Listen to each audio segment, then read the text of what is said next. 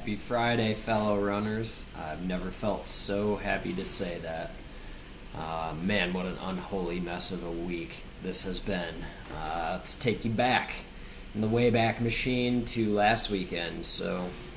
Last weekend was still supposed to be a decent weekend of training, a 2-hour run on Sunday, so an hour of recovery pace work and an hour of interval kind of work. So it was supposed to be at marathon pace for that hour, zone 3 heart rate.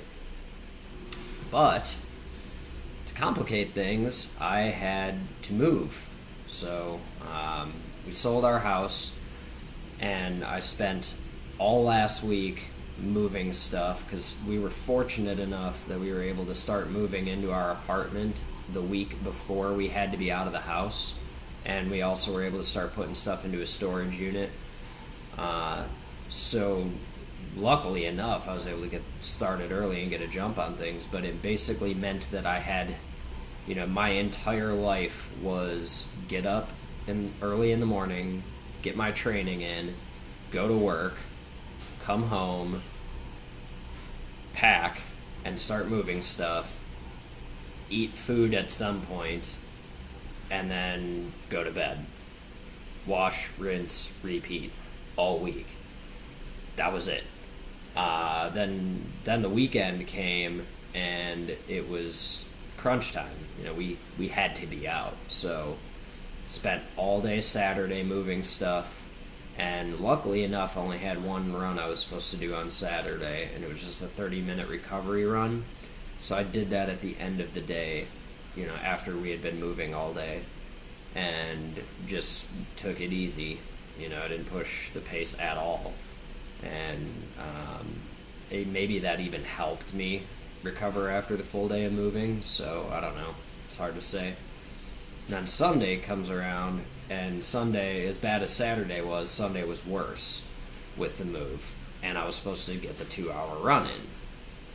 And I was working as hard as I could, as fast as I could, with as much help as I could get, and it just got away from me. There were not enough hours in the day to finish up everything I needed to do for the move and still get my training run in.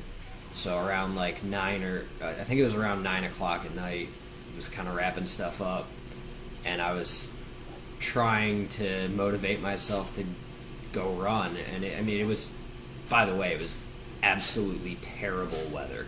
It was 40 degrees and raining nonstop, and that was all weekend. So I was like, do I really want to do a 2-hour run in the rain right now, or go suffer through it on the treadmill? And I was pretty shot at this point, physically and mentally, and I just said, you know what, I gotta bag it. I cannot get my run in today and fulfill the point of the workout. And that's kind of the point of today, I guess, is when does it make sense to push through life's, the hurdles that life throws at you, and when does it make sense to not be a hero and say, okay, it's just not going to work out today. So kind of the way I made that decision on Sunday was, first of all, I was physically and mentally shot. So did I have the wherewithal at that point to push myself through a pretty challenging 2-hour workout? No, probably not.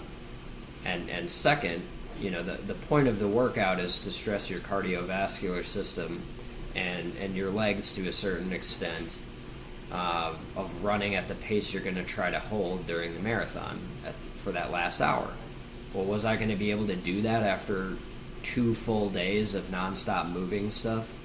No, my legs were shot. They were toast. So I was not going to be able to fulfill the point of the workout.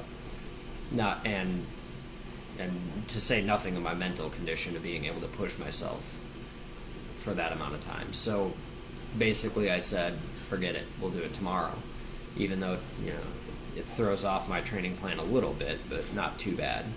So fortunately I was able to do it on Monday, although I was still pretty wiped out from the move, didn't get a lot of sleep Sunday night, and obviously the workout didn't go the way you'd hope it would, but that was kind of to be expected. So really, I kind of modified my expectations a little bit for that run and just said, okay, I'm gonna cruise through an hour of conversational pace according to the plan, and then when it gets to the marathon pace, I'm going to run at a pace I feel like I could hold for a long duration, maybe not a marathon, and maybe not the pace I'm hoping to hold during the marathon, because the purpose is to get comfortable being uncomfortable.